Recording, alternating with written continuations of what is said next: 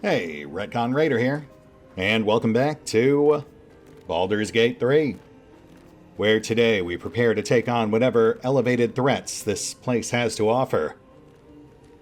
Though I will say, in preparing to record, I have noticed that the perception zone's washed over us a couple of times now, and it's not actually triggering active perception checks, so I guess there's no real point in hiding.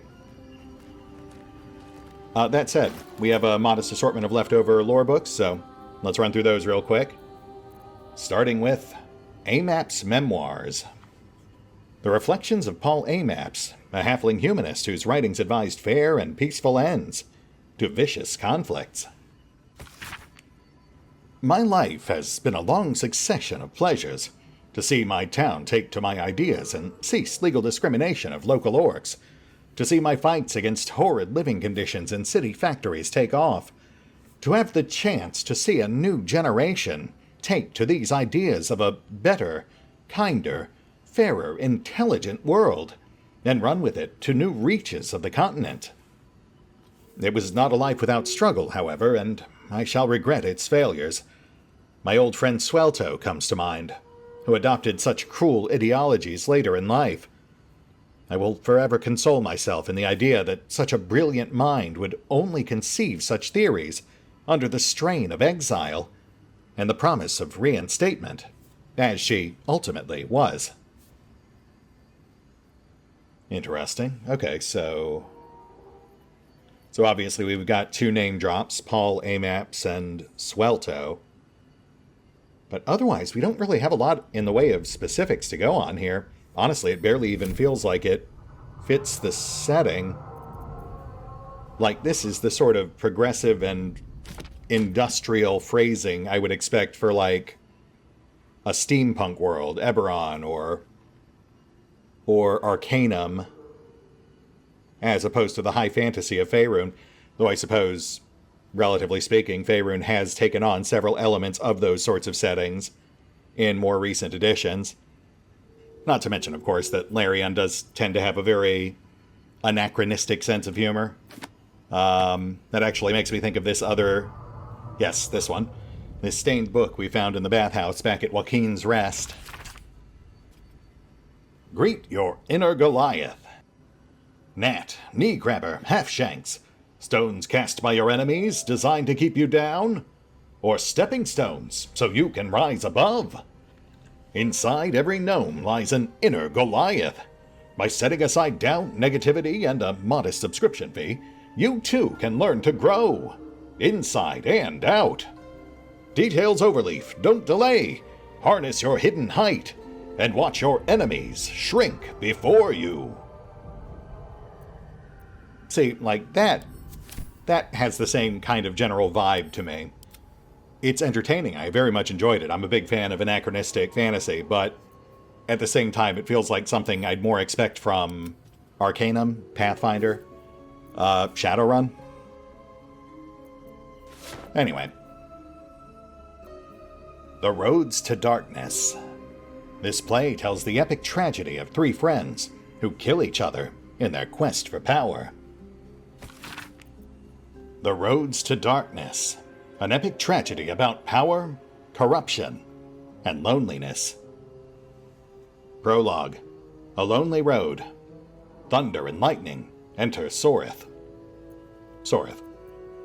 New sounds through damp and dark oppression break. Is it the foe, that foul, contemptuous heel? Or art thou friend, a rescue from my lonely wake? Come out of love for me, not love for blood and steel. Enter Rizia. Rizia. How would I know? How would I know, Sorith? It's been so long, what do I know of you, and you of me? Sorith. Wait, do you hear that sound? Enter Amphius. Amphius. What's this? Those figures so familiar both, but still you seem so strange. Sorith. It's Amphius. Rizia. Dear Amphius, what happened to your face? It's pale as death. Sorith. Your eyes are black as Shar. Amphius. And you? I saw your teeth. They're sharp as blades. And what is with this road so slick with blood? What happened here? What happened to us all? Exeunt. End prologue. Act 1, 10 years prior. The rest of the play tells the tale of 3 elven friends, their paths to power and how, corrupted, mad, and lonely, they killed each other. Oh my. I mean, yeah, that does sound like a pretty stereotypical, moralistic play. We have some name drops there, but I can't imagine they're all that relevant. Rather, given that this is the 4th book now, I think we found, that has some manner of verse. I suspect that these are all just part of some puzzle we have yet to discover. So we'll just set them aside for now. To the Grey. A Dwergar mining chant is inscribed here on plain paper, with thick, blocky script. From Barraqueer we made our stand, meant to rule but led astray. By wicked tentacle and wicked hand, this world belongs to the Grey.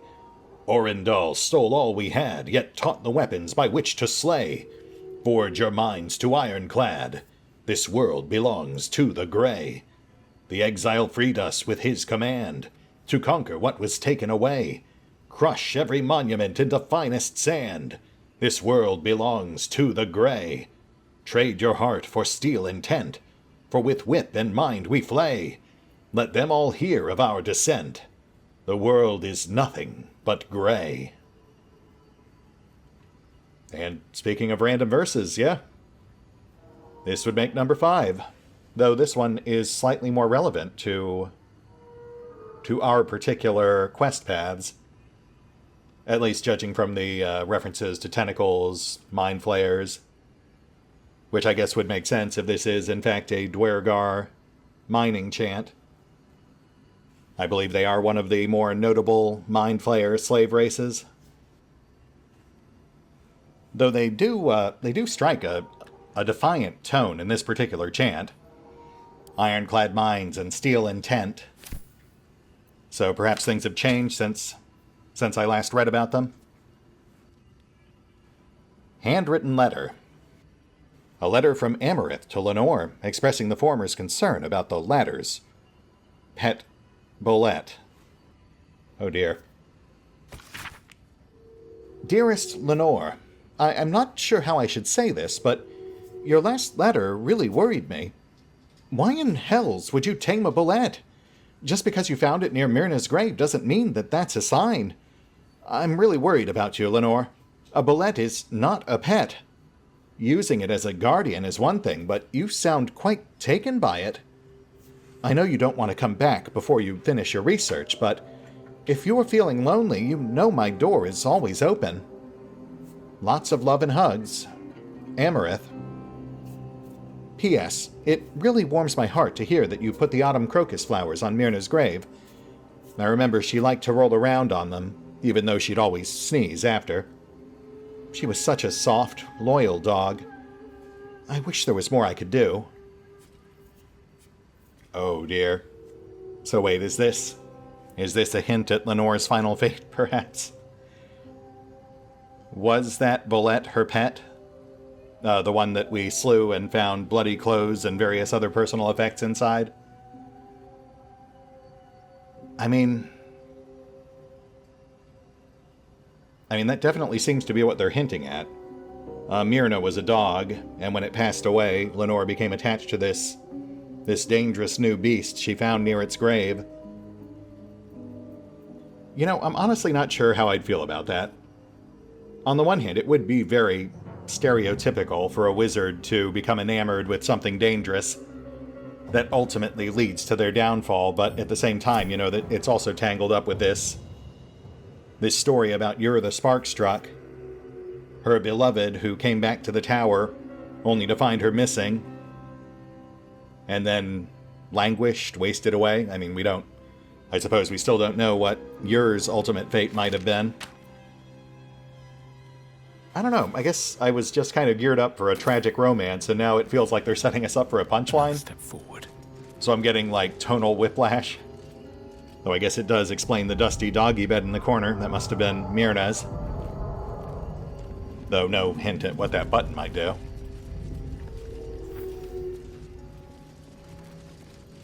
You know what? I'll reserve judgment until we finish exploring.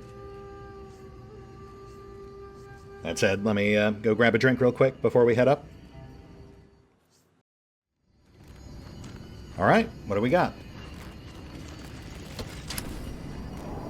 New sounds to the damp and dark oppression range. Is it the foe? That foul, contemptuous heel? You know these words. They are from the opening stanza of a play you found in this very tower. Oh, okay. Well, that's a lot more straightforward than I was expecting. Or art thou friend? A rescue from my lonely wake. Come out of love for me, not love for blood and steel. Command as you see fit, my lord, my liege. Right. Well, now I feel silly. I actually wrote all these down thinking they were going to quiz us. But no, they're just right there. What is this wondrous place? An unbeknownst command that I cannot fulfill. Right, of course. Sorry. But you are Bernard, are you not? An unbeknownst command that I cannot fulfill. Okay, so this is an adversarial interface. But how can I trust? How will I ever know? How can I show myself? My darkest me? If you do not the deepest secret show, reveal the truth. Do what you wish to see. Oh. Bernard's secret. An automaton named Bernard rewarded us with a precious ring. Guiding light, which grants light. Used by the previous owner to access both the Underdark's darkest corners and her own basement. This ring seems to reflect light where there should be none. Which I would say is underwhelming, if not for the fact that this is also marked as a quest item. And given that description, I think it's fairly clear that this will reveal something in the basement.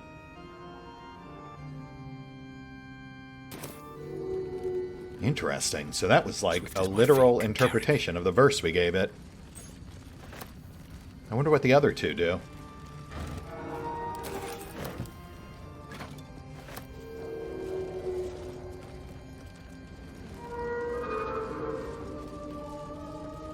Oh, we've got a patched parchment there. Let's grab that. Yeah, I was all hopped up for like a matching puzzle or something. But they hit me with a bit of a curveball. Alright, let's have a look at this one.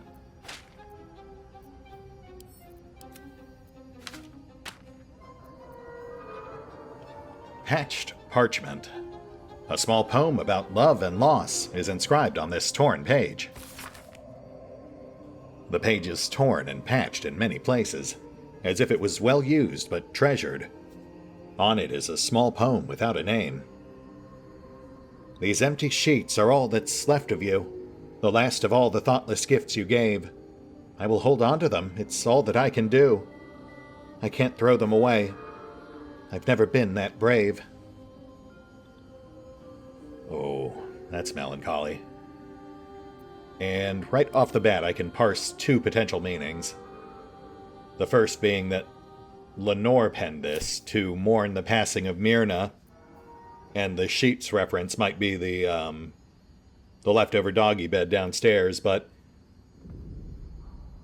a part of me really wants to say that based on what we know about Ur the Sparkstruck and Lenore's relationship, and Lenore's sudden disappearance, it makes a lot more sense if this poem was actually written by Ur, especially since the sheets left behind could easily be the unfinished research notes. Or just the sheets of the plays and other literature she left behind?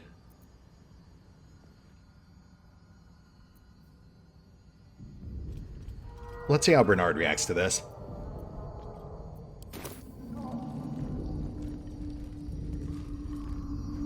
Command as you see fit, my lord, my liege. Yes, right up top. These empty sheets are all that's left of you. The last of all the thoughtless gifts you gave. I will hold on to them. This is all that I can do. I can't throw them away. I've never been that brave.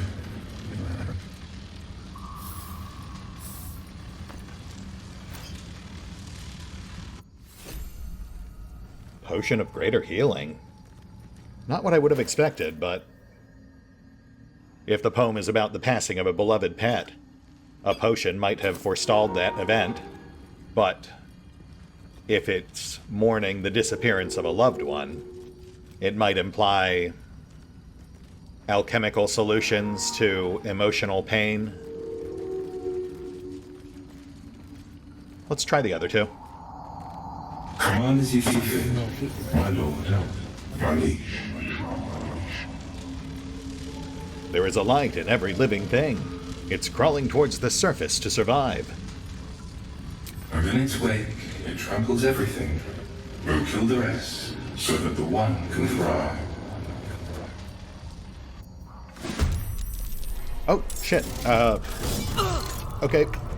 Well, damn it. Oh, man, now it's going to kill me not knowing what the other one did. I'm going to have to go back and check that off screen. Gosh dang it. Okay, head in the game. Swift and lethal. Dude just took a quarter of Karlach's health off with one swing, so we need to neutralize that threat.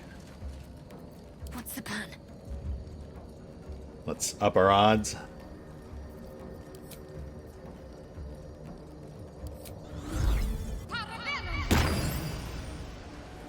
I am fury. I am death. Yeah, why not? I really should start using this stuff.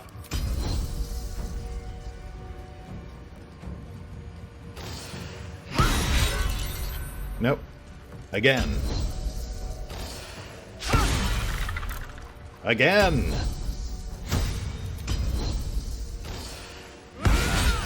Oh, yes, and there we go. That's mine now.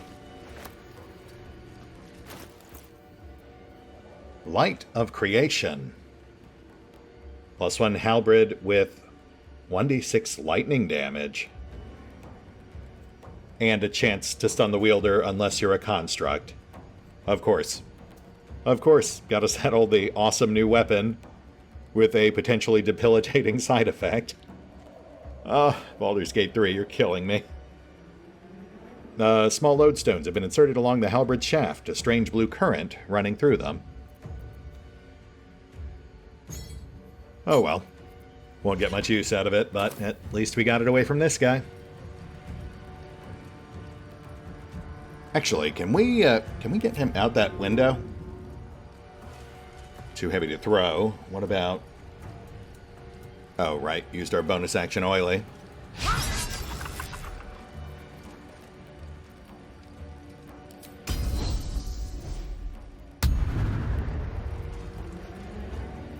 Now this is my happy place.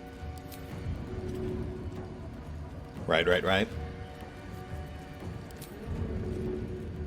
Eldritch Blast might work, but we need to get him off Auric.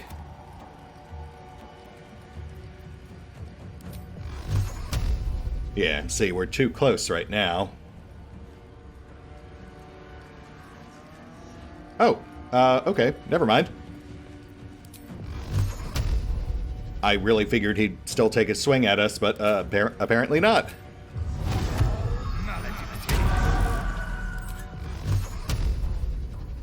Oh, yes, and that arc is perfect. Still sad I missed that last option on the Versus match, but I suppose this is still satisfying. Goodbye. Also, no XP, but I'm guessing that's because we got 75 when he gave us the ring. That was, I guess, the non-combat resolution. Though we do still have 6 animated armors. We'll have to see if these guys drop XP.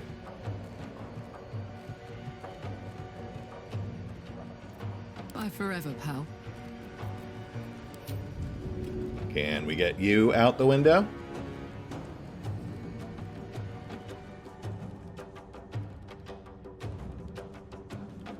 Oh, I see what it's trying to do. That's awkward.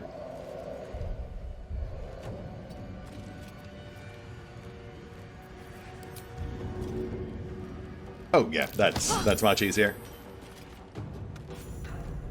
Oh, and 40 XP. Nice. Yeah, see, the throwing arc is weird because it tries to adjust the angle Tactical. based on where you're throwing them, like the end point. But in this case, because the end point was like 3 stories down, it was trying to adjust the angle straight through the floor. Whereas with, you know, just straight up pushing, it only cares about the horizontal movement. So we could get him out the window. And then it was like, uh-oh, there's no floor. So it continued the arc. Lethal.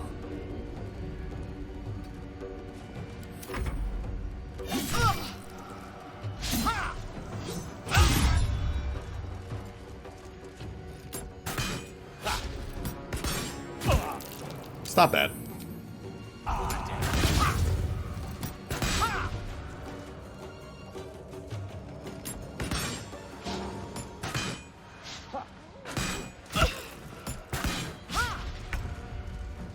Hey, look at that. You actually landed some hits. Alright, I feel justified in hucking more people off cliffs now.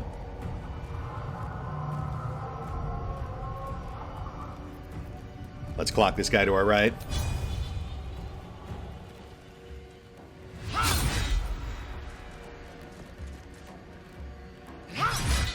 Nice.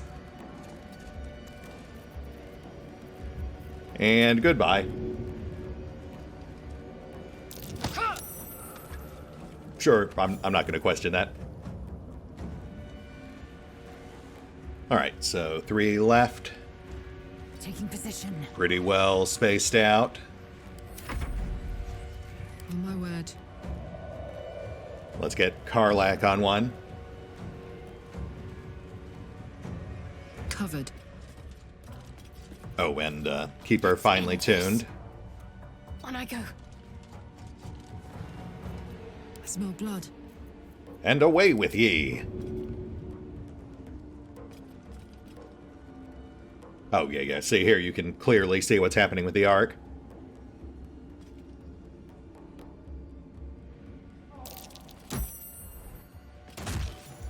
Kaplonk. Incoming. Soften this guy up. Easy. Or not. That's fine. Got to keep fighting.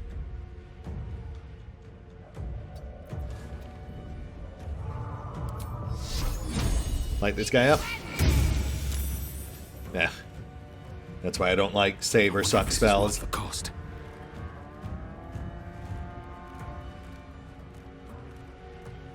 Let's bring this guy down.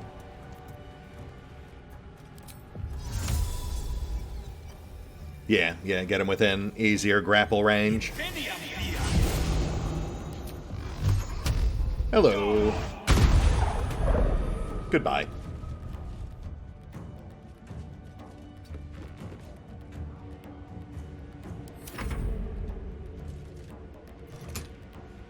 Nope.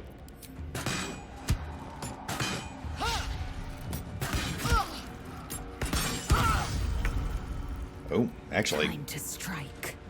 got some pretty nasty hits in there. Fair enough. Need to stay focused. That actually makes me kind of glad we cheesed those first few guys. Because these crossbow guys could have easily nickel and dimed us. while we were dealing with the more durable threats. I'm ready.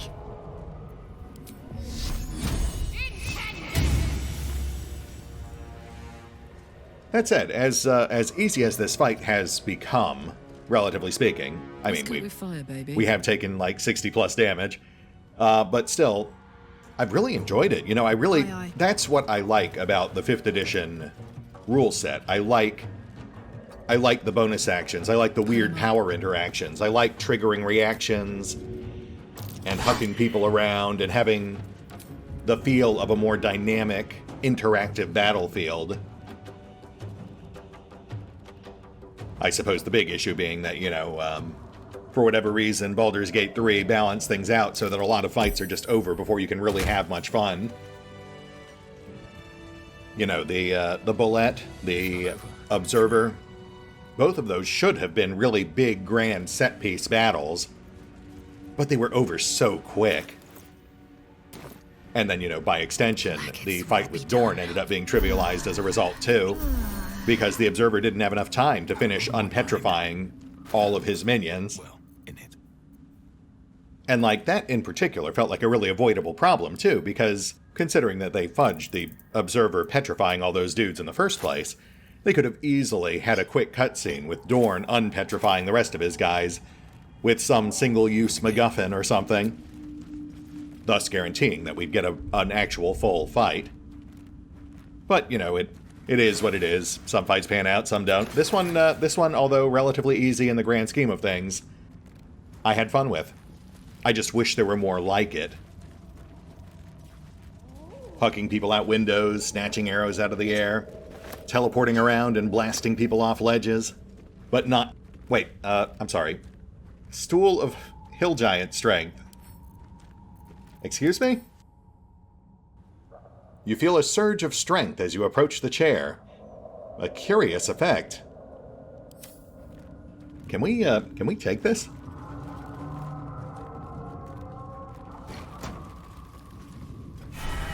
What's this feeling of power?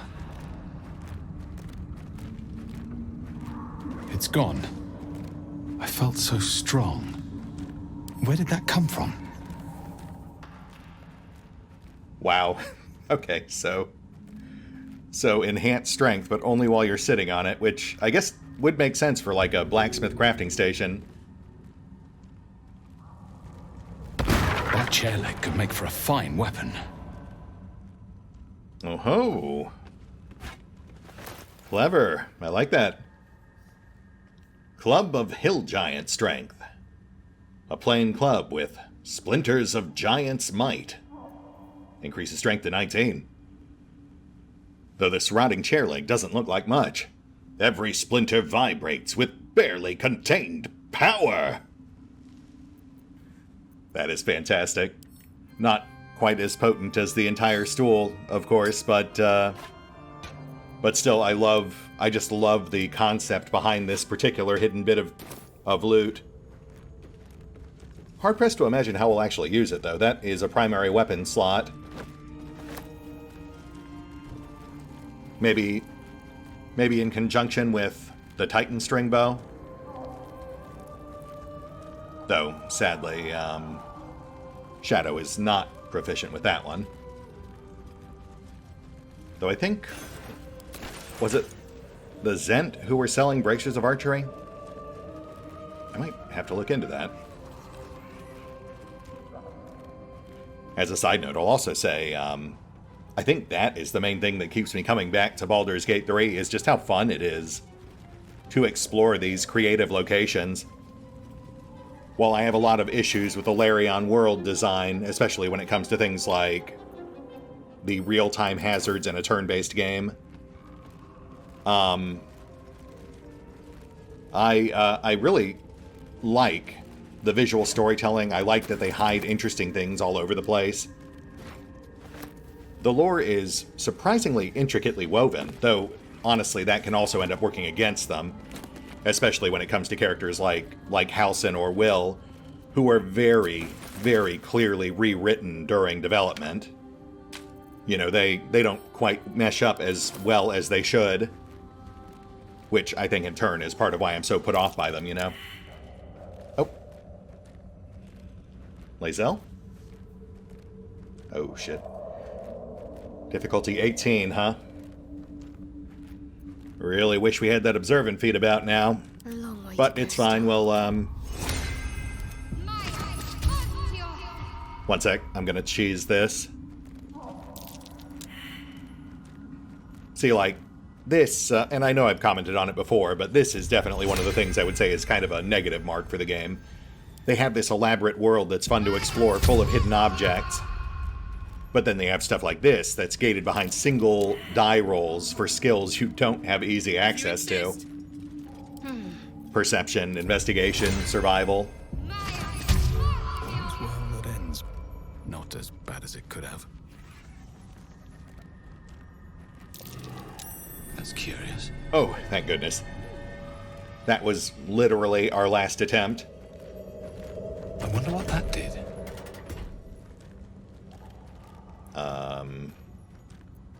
I also wonder what that did.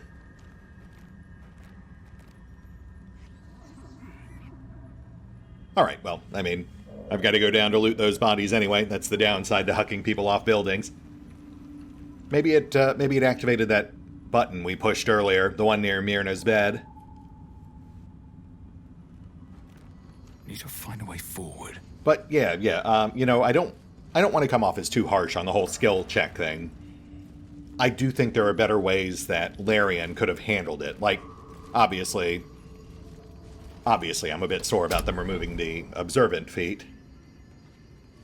But really, that's just a symptom of something that's always bothered me about tabletop role-playing games in general, and D&D in particular. Which is, I don't... Strange place for a button. Especially one that doesn't work. Huh. Okay, so not that. But yeah, as someone who ran games for, I don't know, 20 years, whatever, I've always generally preferred systems that don't gate skill progression behind arbitrary level ups. I've never really thought it made much sense. I get it, like, especially in a video game setting. Though, again, Larian really could have handled it better here. But it has never made sense to me, the idea that to master these various skills, you also have to be like a wizard or a master thief or something. You know, to do certain things, sure. To be good at fighting or casting spells, I guess.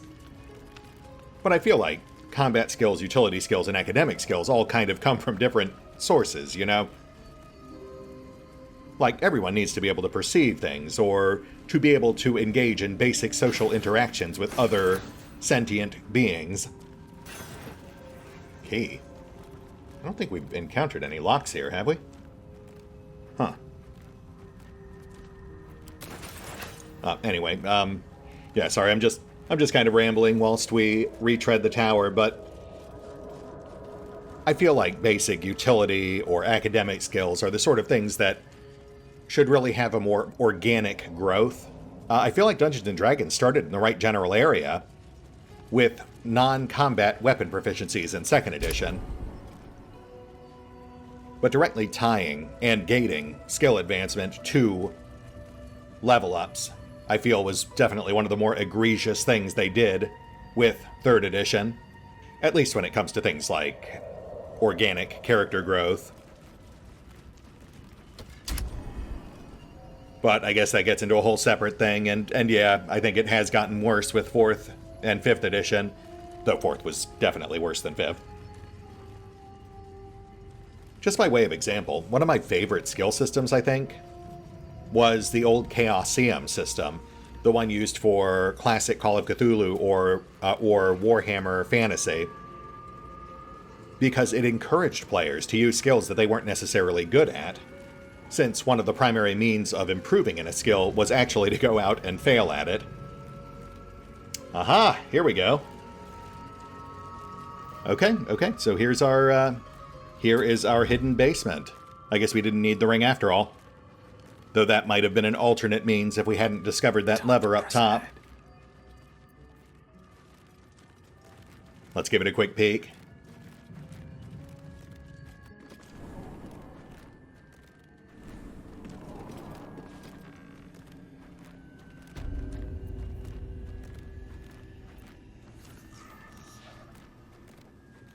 Oh, okay. So I guess this is Lenore's private lab. I mean, weird, I kind of figured the whole tower was her private lab, but I guess this is her super secret, extra private lab. Fair enough.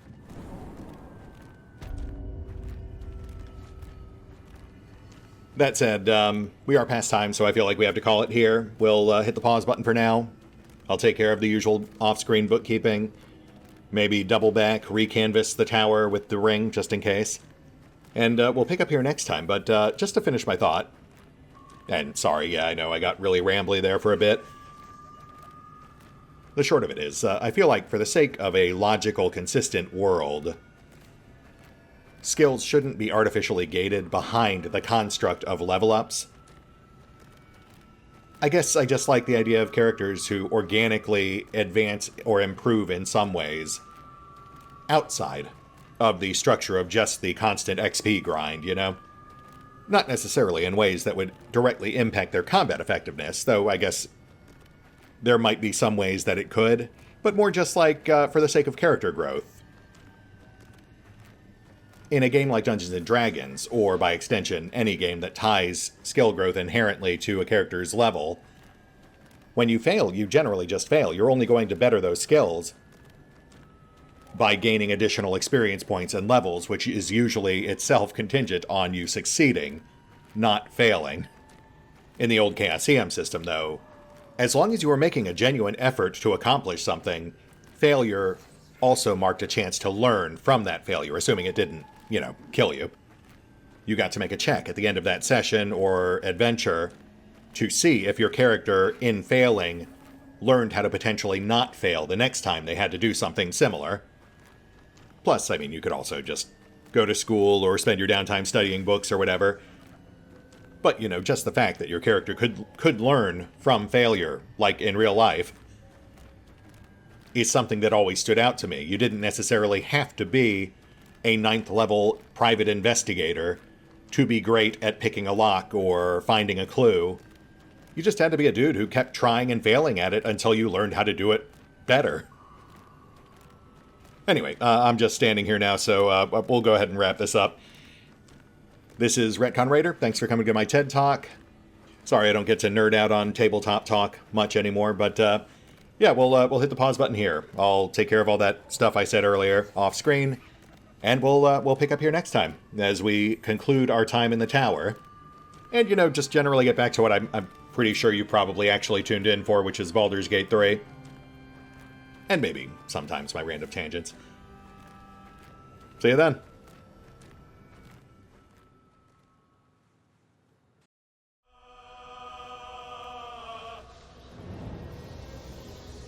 Oh, and special thanks to the Raiders, the fine folks who help make these videos possible, including but not limited to Revenant, Alois, CrowkingLoR, Dragon Matrix 7, Drakiith, Theory V23, EgonAlter, Exsellsior, Gottlieb, James Trimmier, Kazorm, Mark Giemza, Nathan Welch Jr., OverlordPherom, RandomPassrby, RobbyB, Tomasz Piątkowski, Triphoppenskip, and Valinrook. Thanks for your support, guys. That said, if you'd also like to help support the channel, then feel free to push the buttons that do the things. Trust me, it does make a difference. Or you could even check out the PayPal, the Patreon, the Nexus GG, or the YouTube memberships. Links are in the description. An unannounced command that I cannot fulfill.